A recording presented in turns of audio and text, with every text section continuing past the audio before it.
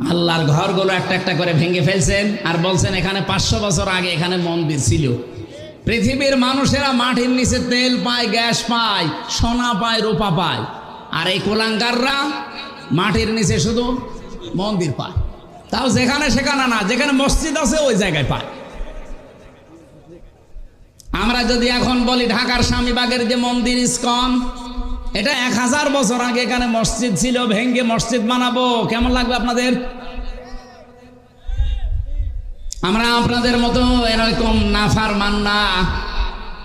এ বাংলাদেশে আমরা যে জাতির লোকই আছি না কেন, এই দেশটা আমাদের। কথা বলেন না কেন?